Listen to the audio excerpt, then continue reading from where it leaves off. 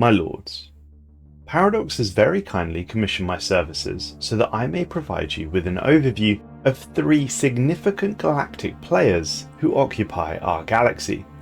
I'm speaking of the Mindwardens, their mortal enemies the Shroudwalkers, and the frankly insane Endbringers.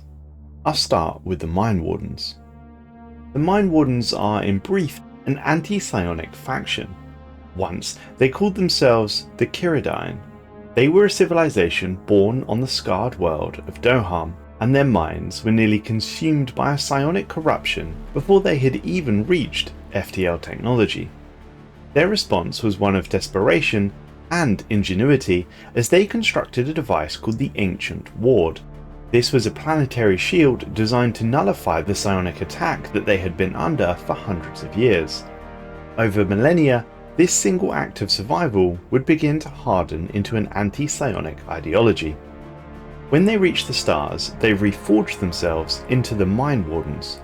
This was a civilization utterly devoted to the eradication and suppression of psionic species. To them, psionic energy was not a gift, it's a disease to be purged, a psionic contagion, if you will, that if left unchecked is capable of corrupting entire civilizations. The Mindwardens describe the Shroud as a dimension of reality that exists beyond ordinary perception. They state it is composed entirely of harmful psionic energy. It touches every part of the physical galaxy, yet many species do not actively perceive it. The Shroud's energies can manifest in the physical realm through the cognitive activity of sentient beings, and these forces are extremely dangerous while unpredictable. When the Mindwardens began to explore the wider galaxy, they met the source of their psionic pain, the Disciples of the Lost. The Disciples are an incredibly zealous psionic empire. They served an entity which identified itself as the Dreamer.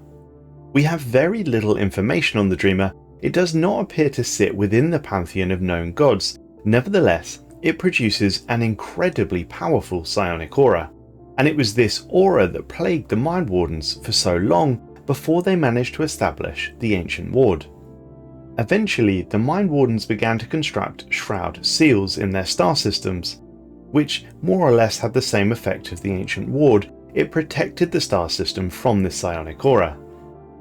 But this caused the Disciples of the Lost to give them a choice: disable these Shroud seals and let the aura spill out into their systems, or face total war. It is at this point the so-called Psionic Wars began, and this is not the place for me to detail the events of that war. However, by the end of it, the Mindwardens would emerge with a renewed vigour to fight the influence of the psionic realm.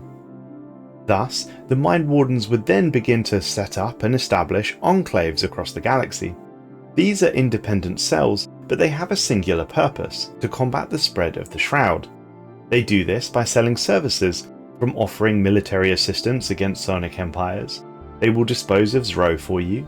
They will offer psionic suppression technologies, which are essentially Shroud seals similar to their Ancient Ward technology. They will also offer logistical fleet assistance, as well as soldiers and generals who have been trained for anti-psionic combat. The Mindwarden ships heavily favour kinetic weaponry, and we assume this is to combat the predominantly shield-strong fleets that psionic empires tend to use.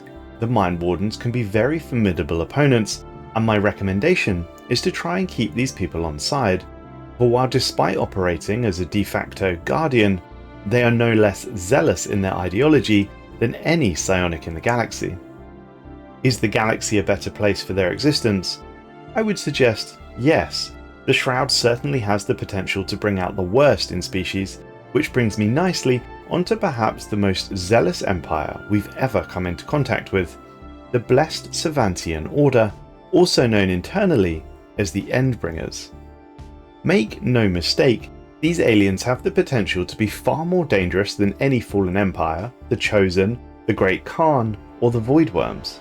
This empire has made a Shroud covenant, a pact if you like, with the most powerful of all of the Shroud pantheon, the End of the Cycle. The very same creature that we believe is linked to the Zeroni Divine faction, the faction that almost ended all life in our galaxy. The Endbringers would start life much the same as every other species, However, we suspect they were chosen, or at least influenced somehow by the Shroud, and they were most certainly consumed by the prophecy of their own extinction. Long before these people ever reached the stars, and they were mere primitives, they watched helpless as their neighbouring planet, which they could see freely from theirs, was annihilated in a blinding psionic cataclysm. They watched as the sky itself drenched in violet light, and from that day their people would live in the shadow of this single paralysing certainty that their own world would one day follow the same fate. When the Endbringers eventually achieved spaceflight and faster-than-light travel, their obsession with the shrouded world would become doctrine. Expeditions to this now shrouded world would uncover an alien installation, a relic of a species destroyed in a reckless attempt to manipulate the Shroud. As it turns out, there was once a civilization living on this planet, and what's more, they were observing these Endbringers. Deep within a facility on this planet, the Endbringers would discover a relic, something otherworldly that they designated the Fragment of the Reckoning.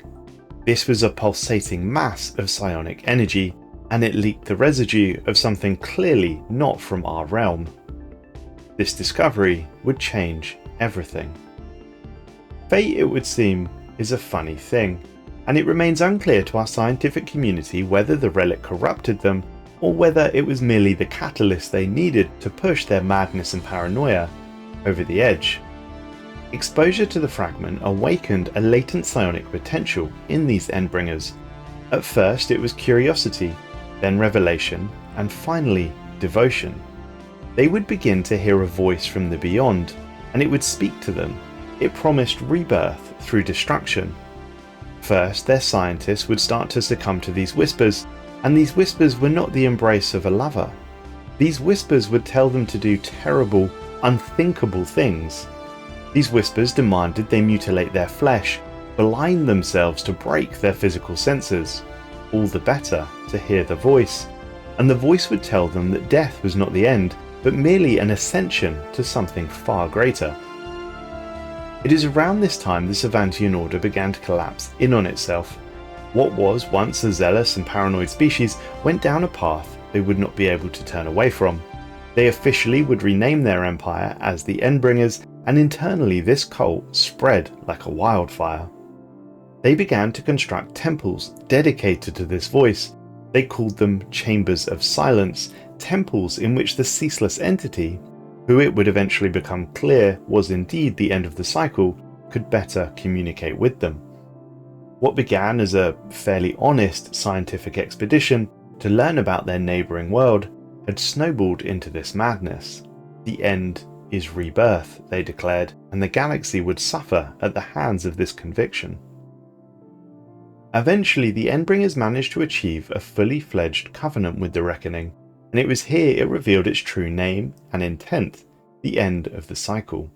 From that moment, the Savanti would turn their empire into a weapon. Their sole goal was to spread the aura of the end throughout the galaxy, and I state, it is a sickness. Every star system this aura of the end touches will choke on the psionic energy it gives off. Eventually, the system will succumb and is devoured entirely. As I stated, the Endbringers represent a crisis-level threat to our galaxy. I suspect that the Mindwardens are doing what they can to hold them at bay. Whether this will succeed alone is highly doubtful, as it appears they are sort of fighting on two fronts. We have one last faction to touch on, the Shroudwalkers. The Shroudwalkers are also known as the Shroud Witches or the Coven, and they are an extremely odd set of creatures indeed.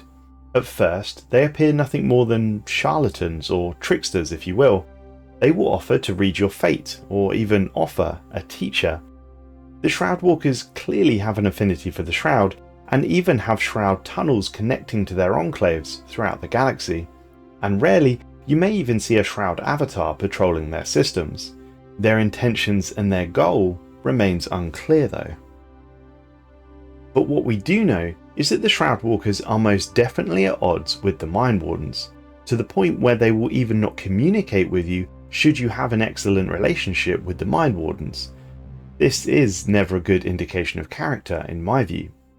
What the Shroudwalkers will offer you is fate reading services, sending a teacher, generally in the form of an official. They can offer insights into other empires, which does admittedly have value, and they can also teach you how to construct a Shroud beacon in order to establish a Shroud tunnel into their systems. Finally, they can also somehow manipulate space-time to create astral rifts. How they do this, we have no idea, but for psionic empires, their services go even further. They can assist with attunement, they can offer Shroud patron introductions, they can teach you about specific psionic technologies, they can help you establish psionic auras, and finally, they can help you understand how to intensify said aura. They are mysterious indeed, and as stated, what their final goals are, I'm frankly not clear on.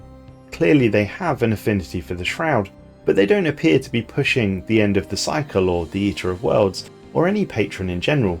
It just seems that they enjoy manipulation of the Shroud perhaps, and are happy to share that with you. What we do know is that they will leave the galaxy during a crisis level event, be that an extra dimensional invasion or the contingency uprising, or even an empire going down the route of Nemesis. It must be said that they are significantly more passive than the Mindwardens. They are simply happy to assist psionic empires, but they don't go as far to directly combat non-psionic empires. Of the three factions, my lords, I would suggest the Endbringers are the ones to watch, and both the Mindwardens and the Shroudwalkers can certainly be somewhat manipulated to serve our empire, should we play our diplomatic cards correctly. Thanks for watching, I've been the Red King, and if you've enjoyed this report, then please consider coming over to my channel and having a listen.